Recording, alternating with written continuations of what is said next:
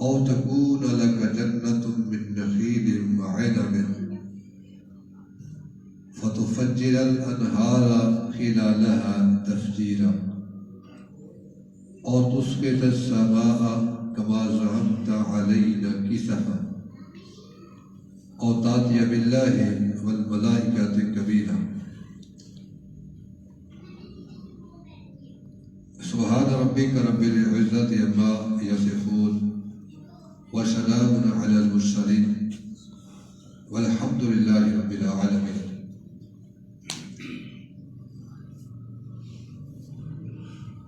سورہ بنی اسرائیل 15ویں سپارے سے قرآن مقدس کی چند آیات مبارکات و کریمات میں نے ابھی آپ کے سامنے تلاوت کرنے کی سعادت حاصل کی ہے. اللہ تعالیٰ نے یہاں پر مشرکین مکہ کے چند اعتراضات ان کا ذکر کیا ہے. مکہ والوں نے آپ کی نبوت کو تسلیم نہ کرنے، آپ کا دین اختیار نہ کرنے پر کٹ حجتیاں شروع کر دی. خواہ مخواہ کے اعتراض شروع کیا ہے اور نہ ماننے والی باتیں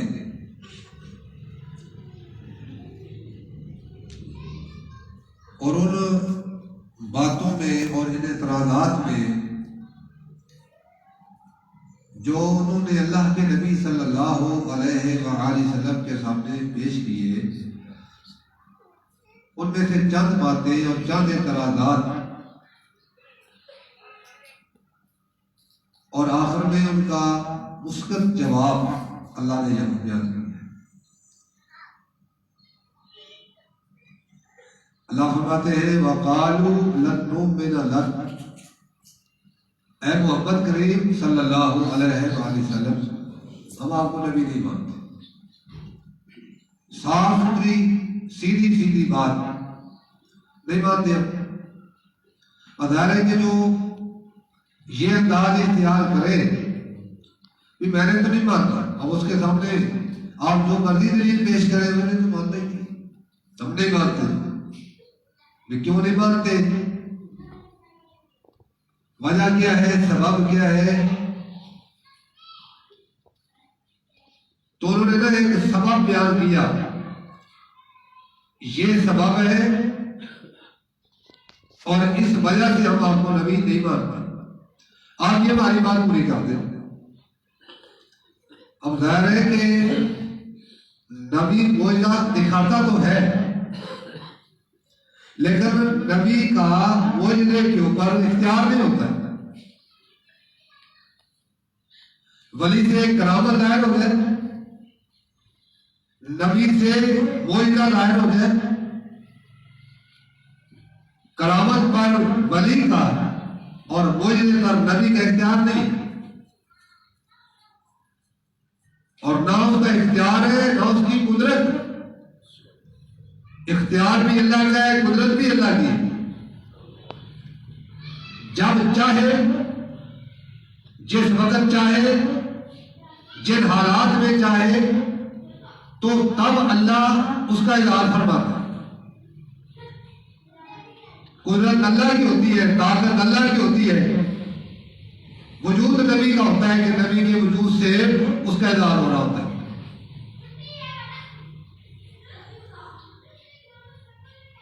بے شمار ایسے موقع آئے مانگنے والوں نے معجزہ مانگا ہے، آپ نے معجزہ نہیں دکھایا. اور بے شمار موقع ایسے بھی آئے معجزہ مانگا گیا، اللہ کی قدرت کا اظہار ہوا، معجزہ دکھا دیا گیا.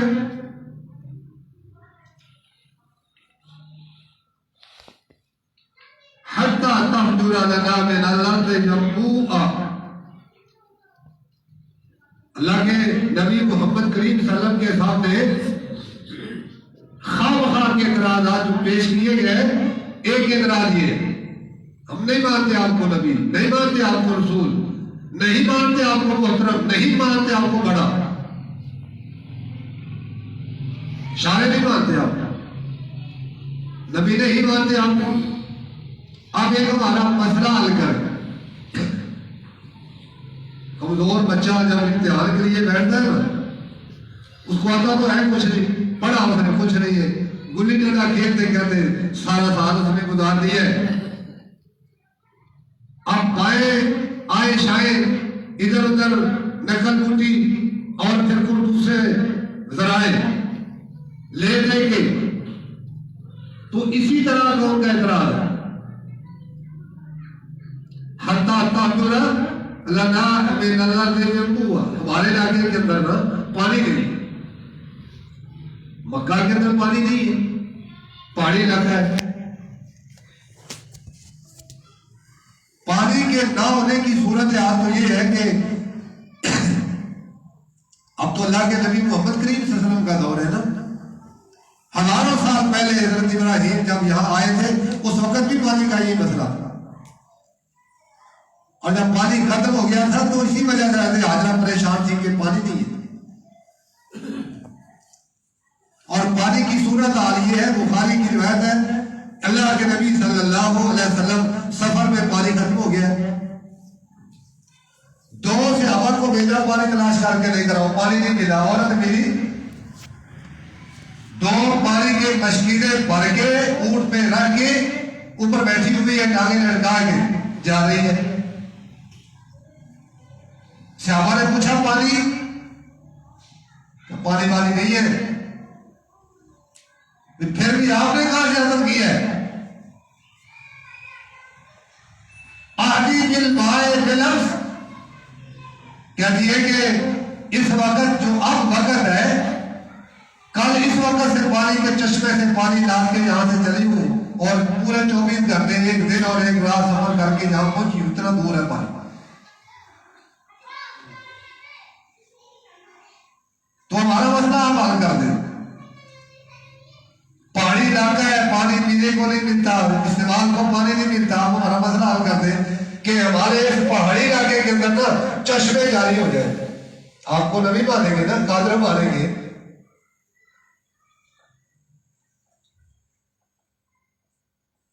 ہمارا مسئلہ حل کریں۔ پہاڑی علاقے کے اندر پانی نہیں ہے، آپ پانی کے بندوبست کر دیں، چشمے جاری ہو جائے، آپ کو نبی مان لیں گے۔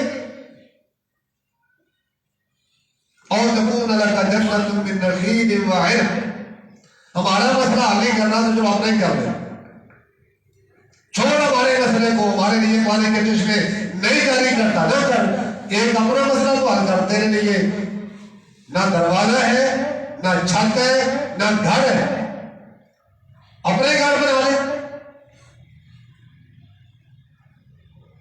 کھانے کو ملتا نہیں ہے، پیسے کو ملتا نہیں ہے، تو آپ ایسے کریں، ہمارے لیے نہیں کرنا تو اپنے لیے کر لیں۔ جو تیرا رب ہے، جو تجھے نبوت دے سکتا ہے نا، وہ تیرے لیے یہ مسئلہ بھی حل کر سکتا ہے۔ تیرا باغ ہو جس کے اندر کھجوروں اور انگوروں کے پودے لگے ہوئے، چشمے جاری ہوں، اپنے لیے کر لے، چلو پھر بھی ہم مانیں گے کہ تم نبی۔ اور اس کے تو سوا کما زعمت علینا کسا، اب ہمارا معاملہ بھی حل نہیں کرتا، اپنا بھی حل نہیں کرتا تو ہم نہیں مانتے آپ کو۔ پھر ایسے کر کے تو بار بار جو ہمیں ڈراوے دیتا ہے نا کہ اگر ہم نے آپ کو نبی نہ مانا تو اللہ کا عذاب آئے گا، یہ بار بار کہتا ہے، تو پھر یہ کام کر ہماری آنکھوں کے سامنے، یہ جو آسمان نظر آ رہا ہے اس کے ٹکڑے ٹکڑے کر کے ہمارے اوپر ایٹم بم بنا کے گرا دے، ہمارے نہیں مانتے ہم۔ یہ تیسری بات، تیسرا مطالبہ، اور جو مانتا ہوتا ہے نا وہ ڈر رہا ہوتا ہے۔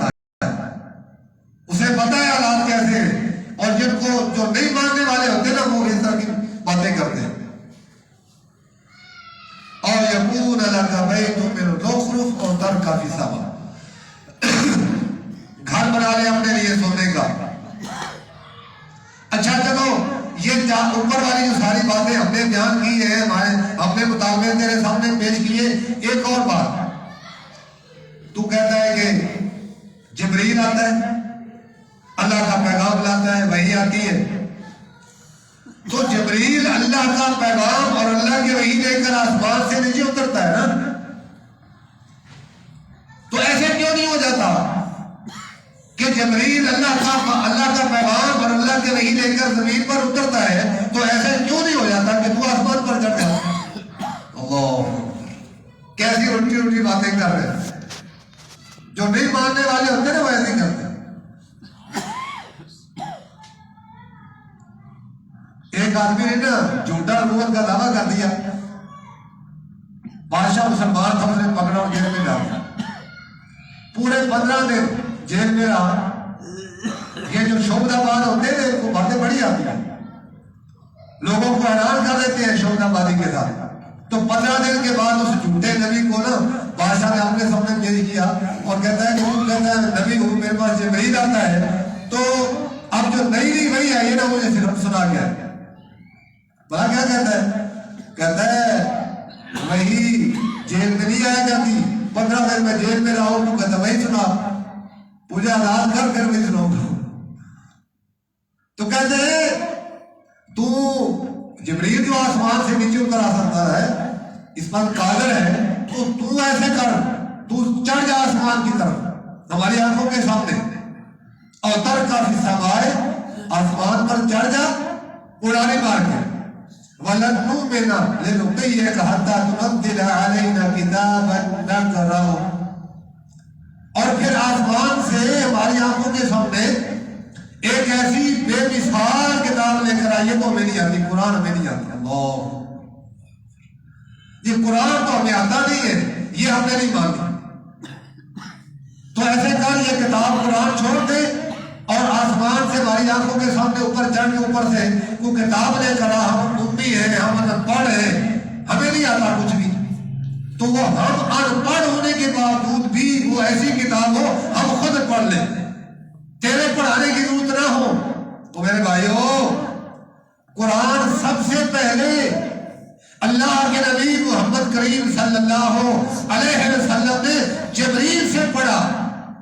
پھر اللہ کے نبی صلی اللہ علیہ وسلم نے قرآن مقدس صحابہ کو پڑھایا، صحابہ نے تابعین کو پڑھایا، تابعین نے تبع تابعین کو پڑھایا، تبع تابعین نے امام ائمہ کو پڑھایا. اور ایسے پڑھتے پڑھاتے ہم نے اپنے استادوں سے پڑھا اور ہم سے اپنے شاگرد پڑھ رہے. ایسے پڑھنے سے ہم نے پڑھا. تو یہ کہتے ہیں جی ہمیں آتا وہ ہے نہیں، قرآن ہم پڑھے ہوئے نہیں ہے. ایسی کتاب اتار کے جو ہم ان پڑھ ہونے کے باوجود خود پڑھ لیں. یہ دیکھو کیا خیال ہے کہ جتنی باتیں کر رہے ہیں وہ ہے اس میں تو اچھی بات. اللہ اکبر. یہ سارے 5-6 کے مطالبے ہیں جو اللہ نے یہاں بیان فرمائے.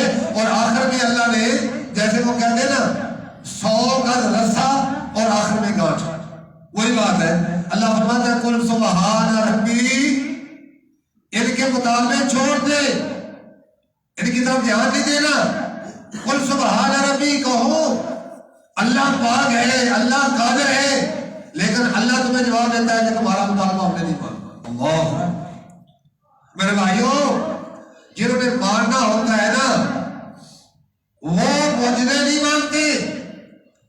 اللہ کے نبی صلی اللہ علیہ وآلہ وسلم نبوت لے کر سب سے پہلے اپنے گھر میں گھر والے کے پاس عالیہ حضرت خدیجہ الکبریٰ کے پاس آئے اور فرمایا میرے پاس جبریل آئے ہیں. اچھا کیا کہہ گئے؟ جبریل آئے تھے اور مجھے کہہ کر گئے ہیں کہ آپ اللہ کے رسول ہیں. حضرت خدیجہ الکبریٰ رضی اللہ تعالیٰ عنہ نے نہیں مانا، کچھ کو نہیں مانگا، صرف اشہد ان لا الہ الا اللہ و اشہد ان محمد رسول. دیکھا تھا زندگی کے نشیب و فراز کو. ابوبکر صدیق رضی اللہ تعالیٰ، اللہ کے نبی فرماتے ہیں کہ میرے پاس جبریل آیا، کہہ گیا آپ اللہ کے نبی ہے. اشہد ان لا الہ الا اللہ اشہد ان محمد رسول اللہ علی رضی اللہ تعالیٰ یہی تو کوئی معجزہ نہیں بنا، لیکن یہ مانگنے والے اسی طرح ہی رہے۔ اللہ فرماتے ہیں قل سبحان ربی، اے میرے نبی ان کو کہہ دے اللہ پاک ہے، اللہ عظیم ہے، اللہ جو تم مانگ رہے ہو اللہ دینے پر قادر ہے، لیکن اللہ کی قدرت یہ ہے، اللہ کا اختیار یہ ہے اور اللہ کا فیصلہ یہ ہے کہ تمہارے مانگنے کے بعد ان میں سے کوئی کام اللہ کے لیے تو مشکل نہیں ہے، لیکن نہیں کرنا یہ کام تمہارے کہنے پر۔ میرے بھائیوں ادھر یہ مانگ رہے ہیں، کہہ رہے ہیں کہ آپ آسمان پر چڑھ جائیے اور آسمان سے کتاب اتار کر لے آئیے۔ اللہ فرماتے ہیں کہ تمہاری بات نہیں مانتی، لیکن جب اللہ نے چاہا، اللہ کا جب فیصلہ ہوا، اب اللہ کی قدرت نے جب چاہا تو پھر اللہ تعالیٰ نے اپنے پاک نبی کو زمین سے اٹھایا، آسمانوں کی سیر بھی کروائی۔ تو میرے بھائیوں یہ معراج کا مہینہ جا رہا ہے، معراج کے مہینے کی بے شمار نسبتیں ہیں اور بے شمار اسباب، لیکن ایک بات آپ کے سامنے، ایک سبق آپ کے سامنے سے بیان کروں، اور وہ یہ ہے کہ اللہ تعالیٰ نے معراج کروا کے اپنے آخری نبی محمد کریم صلی اللہ علیہ وسلم کو یہ بتایا ہے کہ جو مقام اور جو مرتبہ جو شان اللہ تعالیٰ نے اپنے نبی کو دی ہے، اللہ نے کائنات میں کسی کو نہیں دی۔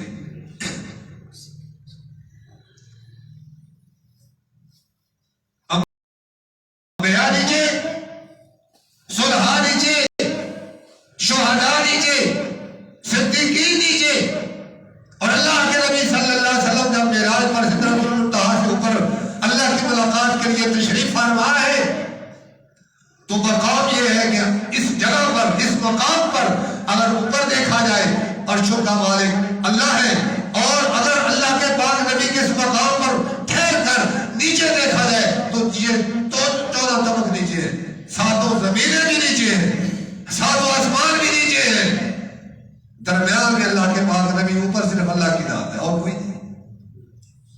یہ مقام ہے اللہ تعالیٰ نے جو اپنے نبی کو دیا ہے، عطا فرمایا ہے وہ مقام اور وہ مرتبہ۔ اس مقام پر نہ کوئی فرشتہ ہے، نہ کوئی نوری ہے، نہ کوئی ناری ہے، نہ کوئی اپرا ہے، نہ کوئی پرایا ہے، نہ کوئی امام ہے، نہ کوئی پیشوا ہے، نہ کوئی چھوٹا ہے، نہ کوئی بڑا ہے۔ یہ اللہ تعالیٰ نے اپنے نبی کو جو مقام دیا ہے، اس مقام پر اللہ کے نبی تنہا، اللہ جیسے اپنی عبادت کے اندر لا شریک ہے، ایسے ہی میرا نبی محمد کریم صلی اللہ علیہ وسلم اپنی نبوت اور رسالت کے اندر لا شریک ہے۔ اللہ کی عبادت میں کوئی شریک نہیں، ایسے میرے مصطفیٰ کی مصطفائی میں بھی کوئی، جب کوئی شریک ہی نہیں ہے اور پھر پڑھتے ہیں لا الہ الا اللہ محمد رسول اللہ، صرف اللہ کی عبادت ہے اور سرداری اور رسالت اللہ کے بعد نبی محمد کریم صلی اللہ علیہ وسلم کی ہے، تو پھر کسی کی اور کی بات کیوں مانی جائے جب اس مقام پر کوئی ہے ہی نہیں؟ یہ مقام اللہ نے محفوظ رکھا، صرف ایک نبی کے لیے محمد کریم صلی اللہ علیہ وسلم کے لیے محفوظ رکھا اور کسی نبی کو بھی نہیں دیا۔ تو جب یہ مقام صرف اللہ کے پاک نبی محمد کریم کے لیے محفوظ ہے تو دین بھی صرف اسی نبی کا صلی اللہ علیہ وآلہ وسلم، یہی بات ہے۔ اسی کو آپ سادہ لفظوں میں اسلام کہہ لیں، اسی کو سادہ لفظوں میں دین کہہ لیں، اسی کو سادہ لفظوں میں اعلی حدیث کہہ لیں، باتیں کی ہیں۔ ترکت فیکم ومرئ تضلوا لا تمسکتم بہما کتاب اللہ و سنت رسولہ، دو ہی چیزیں ہیں، اللہ کا کلام ہے اور اللہ کے پاک نبی محمد کریم کا فرمان ہے، تیسری کوئی چیز ہے ہی نہیں۔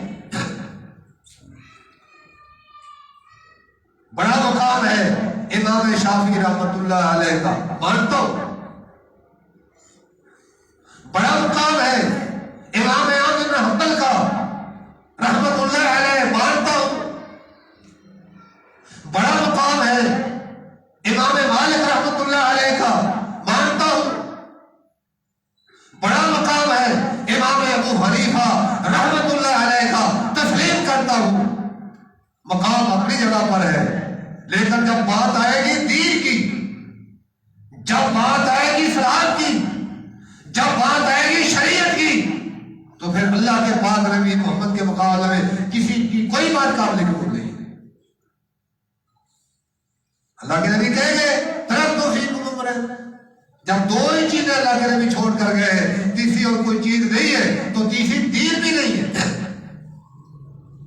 دین نام ہے اللہ کی کلام، اللہ کے قرآن کا، اور دین نام ہے محمد عربی صلی اللہ علیہ وسلم کے فرمان کا۔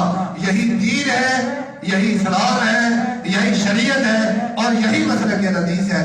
دعا ہے اللہ بات کو سمجھنے کی اور عمل کرنے کی توفیق عطا فرمائے۔ اقول قولی ھذا وآخر دعوانا ان الحمد للہ رب العالمین۔ کانفرنس کے حوالے سے کانپور 11، 12، 13 مارچ کو آپ کے عظیم ادارے جامعہ مدعا حدیث کانپور میں عظیم الشان 3 روزہ کانفرنس ہو رہی ہے، اور وہ باقاعدہ جیسے پہلے ہوتی اسی طرح ہو رہی ہے۔ آپ ماشاءاللہ بڑے محبت اور پیار کے ساتھ بہاول پور سے ساتھی جاتے ہیں اس میں۔ آج ہم آپ کے پاس اس کانفرنس کے حوالے سے آئے ہیں، آپ کو دعوت دینے کے لیے آئے ہیں، تو آپ بھائی اس کانفرنس میں شرکت فرمائیں گے۔ اس میں آپ کے مسائل کا حل بھی ہوگا، اور باقی جتنے بھی ضرورت کے مسائل ہوتے ہیں انشاءاللہ اس میں سوال و جواب بھی ہوں گے، اور تقاریر اور خطابات بھی ہوں گے۔ اللہ تعالیٰ دین سننے کی اور دین پر عمل کرنے کی